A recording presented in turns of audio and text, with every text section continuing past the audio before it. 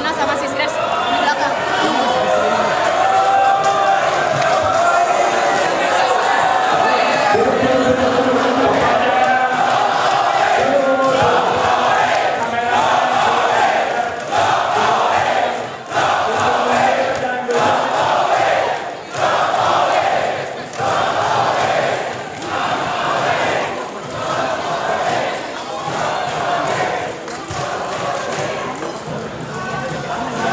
Bismillahirrahmanirrahim. Assalamualaikum warahmatullahi wabarakatuh.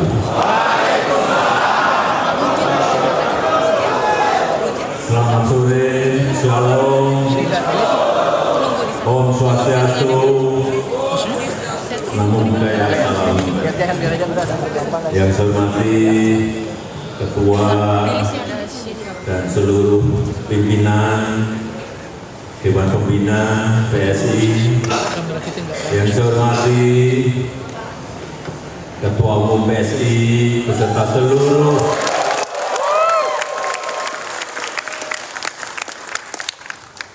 Wakil Ketua Umum yang hadir, yang tidak bisa saya sebut satu persatu, seluruh jajaran DPP, DPW, DPD yang hadir dari seluruh tanah air Indonesia.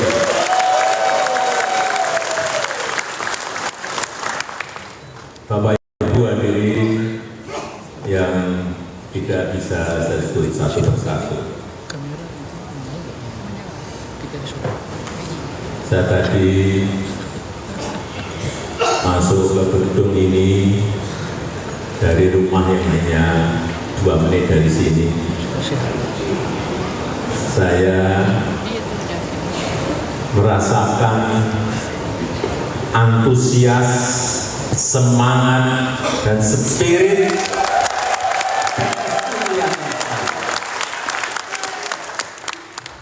kelihatan. Semangat dan tidak semangat itu kelihatan. Saya bisa mengukur waktu salaman dengan siapapun ke bawah. Oh, ini dukung berat. Oh, ini dukungnya sedih-sedih. Oh, ini enggak dukung. Tapi ikut nyalami tapi enggak dukung. Terasa. Kalau sudah sering di lapangan itu terasa. Bapak Ibu sekalian yang saya hormati, kita tahun lalu baru melaksanakan pemilu 2024, mengajarkan kepada kita, mengajarkan kepada PSI satu hal yang sangat penting, bahwa pengalaman adalah guru yang paling baik. Pengalaman adalah guru yang baik. PSI sudah memiliki 2 kali pengalaman. Pemilu di 2019, pemilu yang diikuti PSI yang pertama di tahun 2019 dan pemilu yang kedua yang baru saja kita alami yaitu di tahun 2020. Dari 2 pemilu ini saya mendengar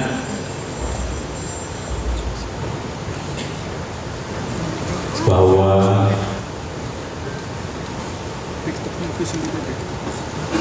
tentu saja dari pengalaman lapangan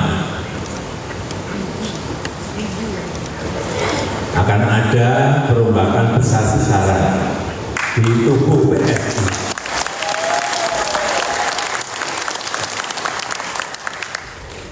Karena memang kesulitan itu akan membuat kita lebih baik. kesulitan-kesulitan itu akan membuat kita lebih kuat. Dan hambatan-hambatan yang ada di lapangan, tantangan-tantangan yang ada di lapangan juga akan membuat kita lebih matang dan tahan banting. Karena semakin banyak kesulitan yang kita hadapi, semakin banyak hambatan yang kita hadapi, semakin banyak tantangan yang kita hadapi, kita akan semakin matang. Dan kita tidak akan mengulang lagi kesalahan-kesalahan di 2019, di 2024, untuk nanti di 2029.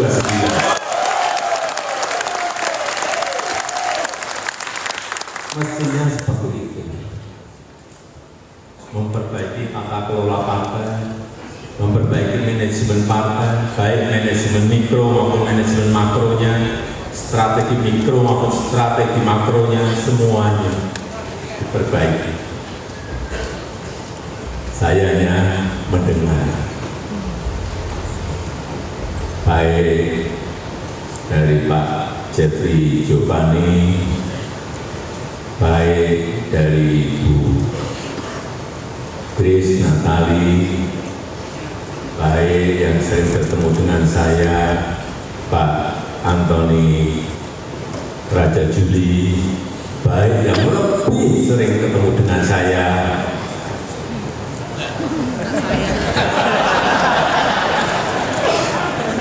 nggak usah saya sebut.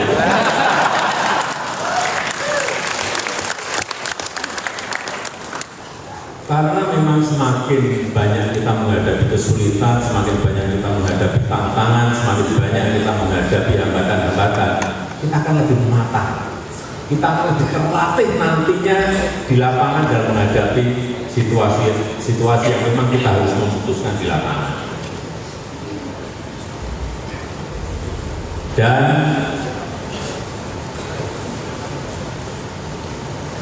alhamdulillah kita senang bahwa yang hadir di sini, di Kongres PSI ini juga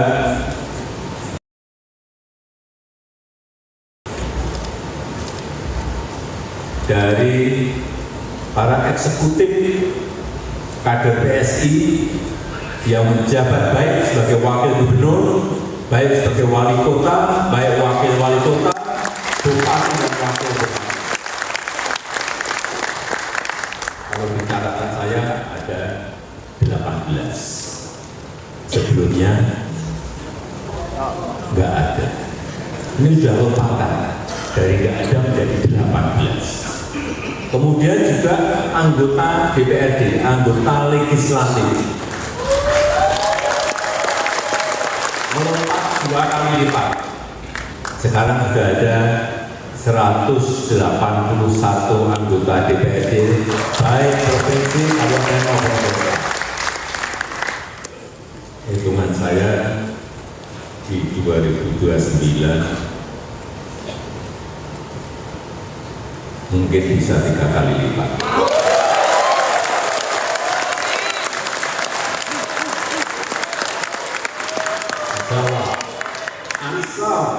Asal semuanya manajemennya disiapkan mulai dari sekarang. Siapa yang di kota, siapa yang di provinsi, siapa yang di pusat, betul-betul disiapkan sejak dini, sehingga calon calegnya itu mempersiapkan diri mulai dari sekarang. Tidak bisa semua hal itu dilakukan secara dadakan. Pengalaman saya tidak bisa. Direncanakan pun, direncanakan juga harus rencana yang detail. Harus dimulai. Bapak Ibu sekalian yang saya hormati, peserta Kongres PSI yang saya hormati, yang saya cintai.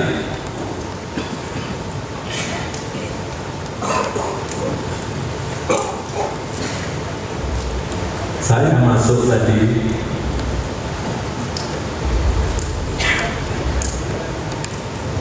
memberikan feeling kepada saya bahwa auranya PSI ini akan menjadi partai kuat dan partai besar.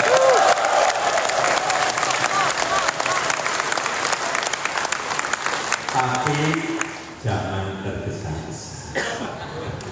Ada step-stepnya. Belum di 2029. Feeling saya akan mulai di 2034.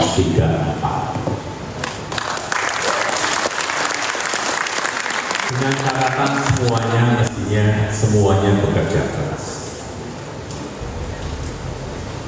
Kenapa saya yakin PSI akan menjadi partai yang besar, partai yang kuat?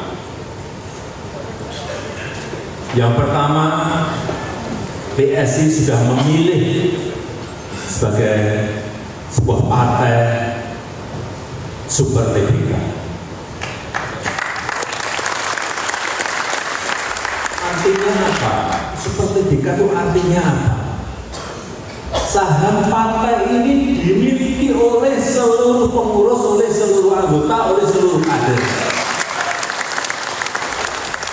Tidak ada kepemilikan elit, tidak ada kepemilikan keluarga, Pak. Semua memiliki saham yang sama. Dengan ini mestinya seluruh anggota, seluruh kader itu bersama-sama ikut membesarkan partai karena memiliki rasa yang sama terhadap kepemilikan partai.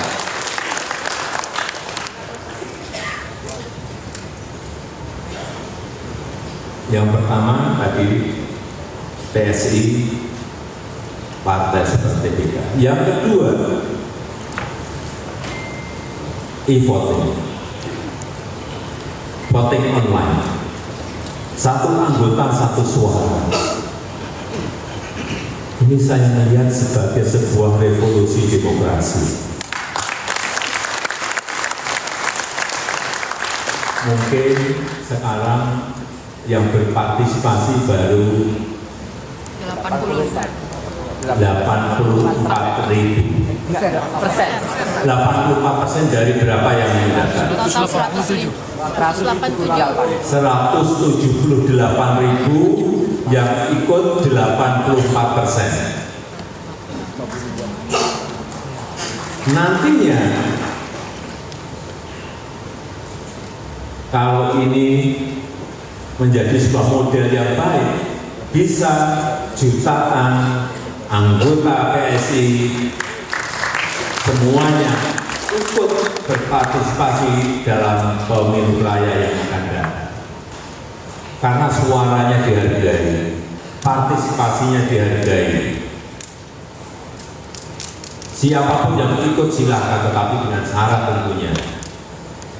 Kemarin ada dukungan dari DPD, dukungan dari DPW, ada syaratnya. Muncul calon-calon yang banyak tidak kita perkirakan, nantinya bisa terjadi. Itulah partai super TBK dan pelaksanaan e-voting, voting ini. Karena setiap anggota itu memiliki kekuatan.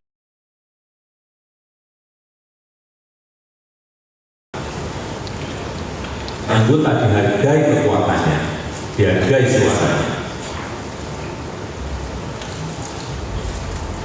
Dan kalau model politik seperti ini kita lakukan, tidak ada lagi yang namanya politik di belakang layar, tidak ada. Semuanya open, semuanya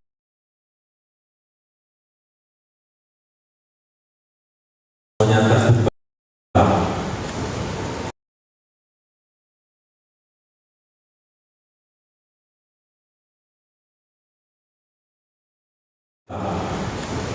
Tidak ada.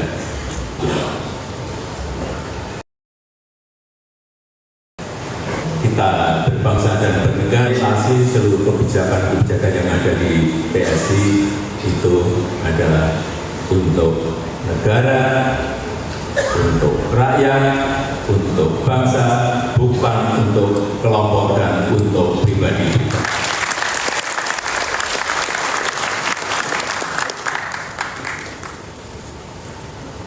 Yang terakhir, logo gajah.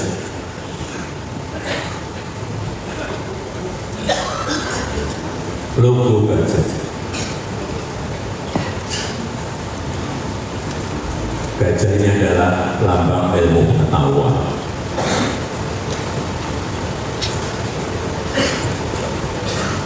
Artinya,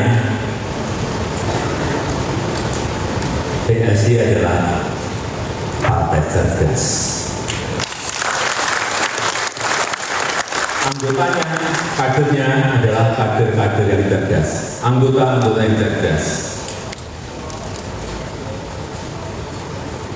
Gajah juga melambangkan, setahu saya, melambangkan selain ilmu pengetahuan juga kebijakan. Tapi yang paling penting, gajah itu kuat dan besar. Oleh sebab itu, saya akan full mendukung PSI.